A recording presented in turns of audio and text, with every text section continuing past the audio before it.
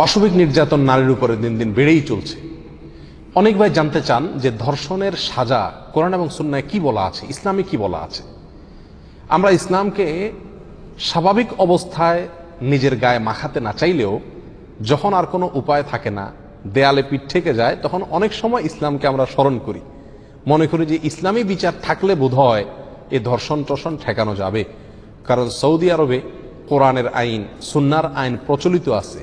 এই দেশের বহু ভুল ত্রুটি, বহু সমালোচনার জায়গা আছে, সেটা ভিন্ন বিষয়, কিন্তু আদালতগুলোতে এখনো বিচার হয় যেই সংবিধানের আলোকে, সেটা হলো কোরআন এবং সুন্না। এবং সমস্ত আদালতগুলোর 100% জজ হলেন বড় বড় ওলামা একরাম, তারা কোরআন হাদিস দিয়েই বিচার করেন। আর এই বিচারের কারণে এই দেশে ধর্ষণ সারা পৃথিবীর যেই কোনো দেশের চাইতে প্রতি বছর সবচাইতে কম হয়।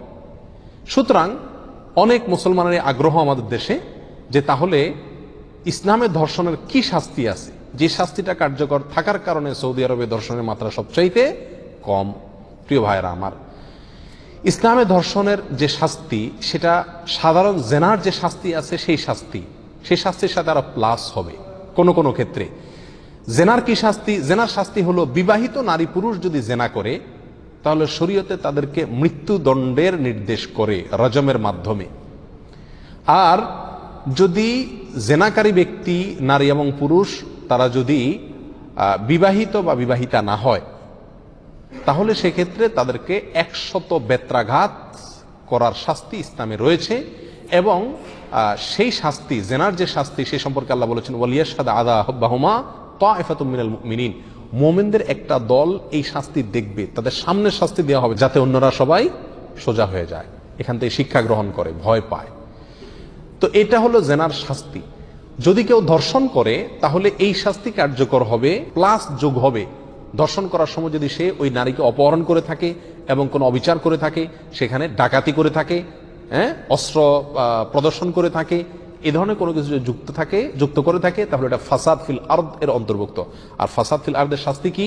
ফাসাদ ফিল আরদের শাস্তি সম্পর্কে আল্লাহ তাআলা সূরা মায়েদার ভিতরে বলেছেন, ইন্নামা জাযাউল্লাযীনা ইউহারিবুনাল্লাহা ওয়া রাসূলাহু ওয়া ইয়াসআউনা ফিল আরদি ফাসাদা, নিশ্চয়ই যারা আল্লাহ এবং তার রাসূলের বিরুদ্ধে বিদ্রোহ করে এবং আল্লাহর জমিনে ফাসাদ করে বেড়ায়, এই যে অস্ত্রবাজি করলো, নারীকে অপহরণ করে উঠায় নিয়ে আসলো, এগুলো করলো, এই জমিনে, আল্লাহর জমিনে ফাসাদ সৃষ্টি করলো, এদের শাস্তি কি? আল্লাহ বলেছেন আইয়ুকাত্তালু আও ইউসাল্লাবু আও তুকাত্তা আইদিহিম ওয়া আরজুলুহুম মিন খিলাফ, হয় তাদেরকে সাধারণভাবে হত্যা করা হবে, অথবা শুলে চড়িয়ে তাদের মৃত্যুদণ্ড কার্যকর করা হবে, অথবা তাদের হাত এবং পাও বিপরীত দিক থেকে, ডাইন হাত বাম পাও, বাম হাত ডাইন পাও, এভাবে কাটা হবে, অথবা তাদেরকে দেশান্তর করা হবে, মুসলিম রাষ্ট্র থেকে তাদেরকে বহিষ্কার করে দেওয়া হবে, এদেশে তারা থাকতে পারবে না। এই আয়াতের আলোকে সৌদি আরবের সর্বোচ্চ ওলামা পরিষদ, যার প্রধান এবং নেতৃত্বে ছিলেন শেখ বিন বাজ রাহিমাহুল্লাহ, তারা সিদ্ধান্ত দিয়েছেন যদি কেউ কোনো নারীকে বা কোনো মানুষকে অপহরণ করে অস্ত্রের মুখে বলপূর্বক এবং তাকে তুলে নিয়ে যায়, তাহলে এটা ফাসাদ ফিল আরদের অন্তর্ভুক্ত হবে এবং এই আয়াতের শাস্তি তার জন্য কার্যকর হবে। জজ বা বিচারক অবস্থা বুঝে কার্যকর করবেন। এই জঘন্য শাস্তি এবং চরম শাস্তি দেওয়া হবে ধর্ষককে, অপহরণকারীকে, নারী নির্যাতনকারীকে, নারীর উপরে বলপূর্বক কোনো প্রকার পাশবিক নির্যাতনকারী ব্যক্তিকে। এ হলো ইসলামের সাজা।